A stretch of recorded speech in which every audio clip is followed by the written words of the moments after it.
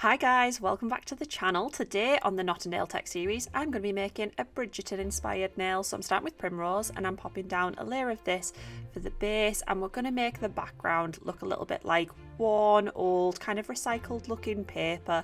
So that's why I've chosen this slightly yellowed parchmenty colour.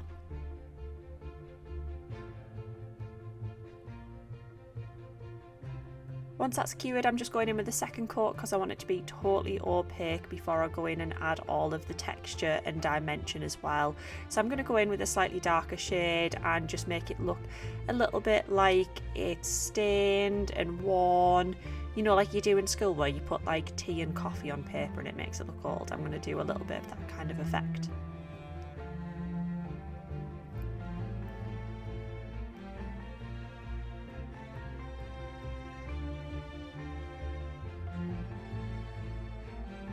I'm going to pop that into Cure, and then I'm using blooming gel for this stained worn paper effect. I'm just going to put a layer of this all over the nail. Make sure it's nice and even. You don't want it too thick or too thin, just make sure you've got a good coat of it on there.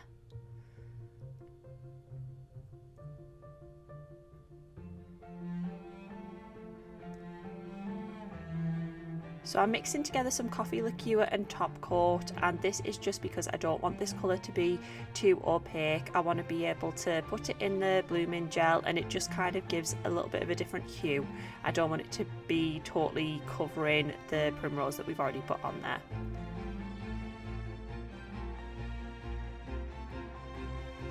So once I've got that mixture dabbed on there, I'm just going to go in and move it around even more because, like I say, I don't want it to be too obvious. I just want it to make it look like the paper's a little bit old and worn.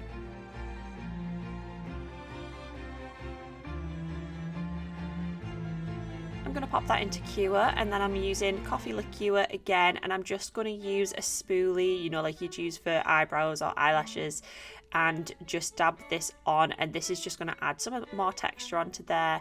Like say, if you've ever seen like recycled paper that kind of has these splodges on there, that's the kind of look I'm going for. I'm just going to mix together some Snow White and top coat, and this is just going to be an extra layer to go over what I've already done to just soften it a little bit, just because I thought the colours were maybe a little bit darker than I wanted them to be. Now I've put them on there. And then I'm going to cure that for 60 seconds, and then I'm just going in with matte coat, and I'm just going to top all of that nail with matte coat because I'm going in and doing some detail work and adding bits on top. I do like working on a matte coat, and I think I'm probably going to leave the background matte anyway because, well, in Bridgerton they're not going to have laminated paper, are they? Next I'm using Forget Me Not, and I'm just going to mark out where I want my wax seal because that's what we're doing today. We're doing a wax seal like you would have on an old-fashioned envelope. So I've chosen this Forget Me Not colour because it's kind of like one of the Bridgerton colours. They love pastels in Bridgerton, don't they?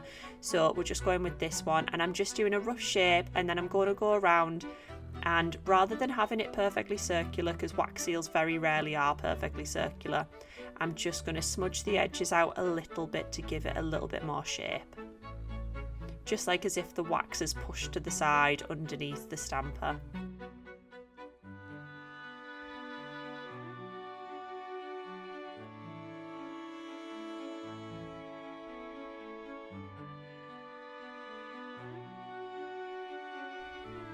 Once that's done and I've cured it, I'm just going in with some matte coat again, and just to go over the top, because like I said before, if I'm doing any detail work it's much easier to use a matte coat as your base, just so nothing runs around like it would on a shiny surface. And I'm going to pop that in the lamp to cure as well. Next I'm mixing that Forget Me Not and Clear as Day builder gel, and this is going to build up the shape of the wax seal. So obviously wax seals are not flat, the whole point of them is that they have dimension. So I'm going to be adding a B for Bridgerton obviously in the middle of the rubber stamp, and I'm going to add an outline as well. So I'm just going in and just marking out where I want the shapes of this letter to be.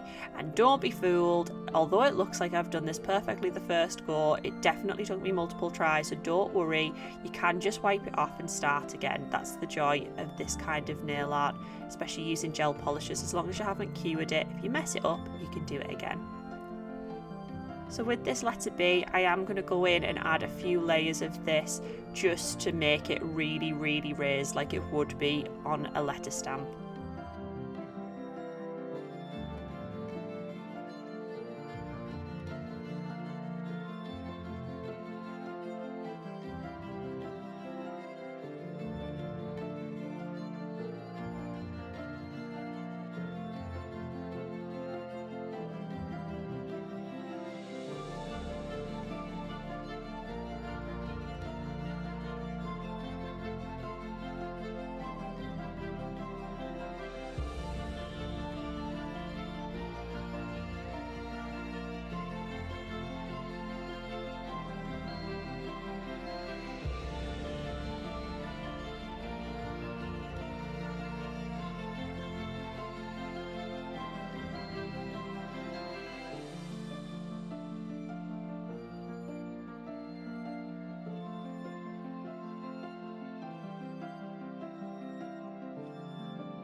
Make sure you're curing in between all of those layers while you're building it up. And now that's finally cured, I'm going in and adding the border. So I'm going to do almost a perfect circle, but nobody's perfect, so it's not going to be perfect.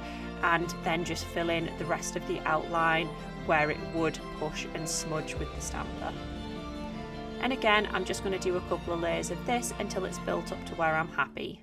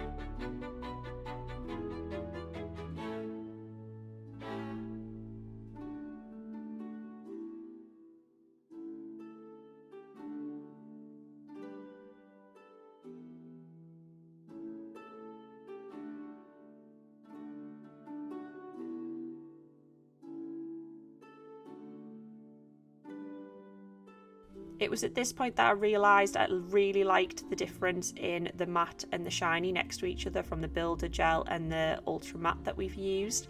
So I decided that for the final effect I probably would top coat these Builder Gel sections and leave the rest matte.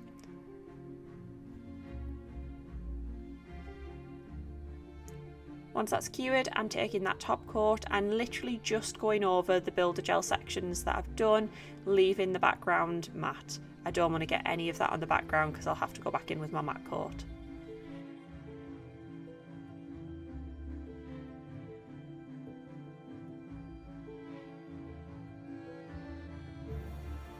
I also decided at this point that I wanted to add some wisteria onto the nail. I wasn't sure whether I was going to do a full set or just one nail or whatever, but I thought I'm going to add some wisteria because it's so iconic.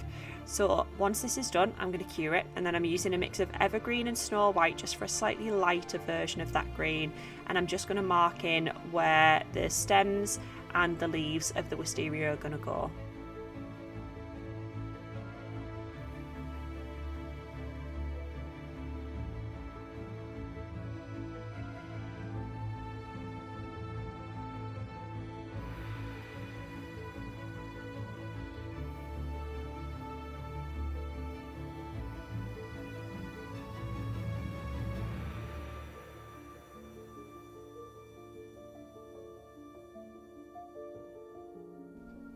Once I'm happy with that, I'm going to pop it in the lamp to cure, and then I'm going to take Amethyst Fall, and this is going to be the colour for our Wisteria flowers. So I'm just doing a similar kind of shape to what I've done with the leaves, and if you've seen a Wisteria before, you know they kind of hang down, so I'm going to try and get that little bit of a shape where they're kind of turning down towards the ground.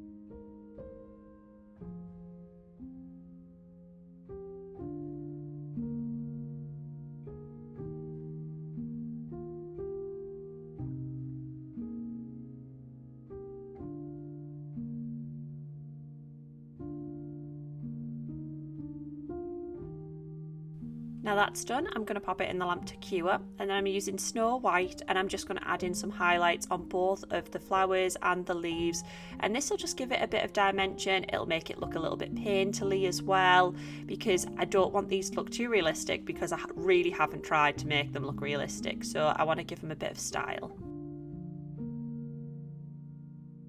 And they'll kind of look a little bit like an old-fashioned oil painting or something like that.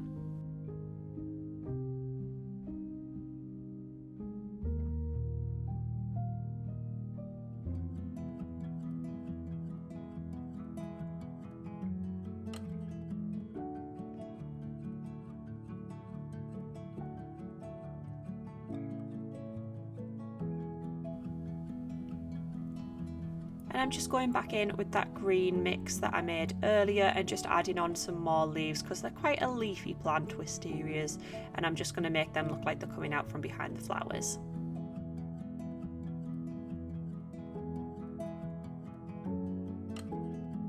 I'm going to pop that in the lamp to cure, and then I'm using Ultra Matte Coat, and I'm going over just the background of the nail, not the wax seal, because that's already all sealed in. All I'm doing is sealing in the Wisteria that we've just painted.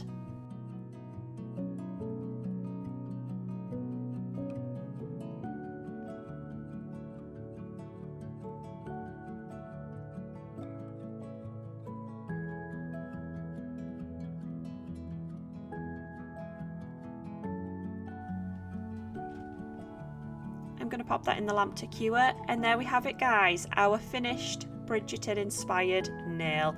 I'm really happy with how this turned out. I think the wax seal effect is really effective.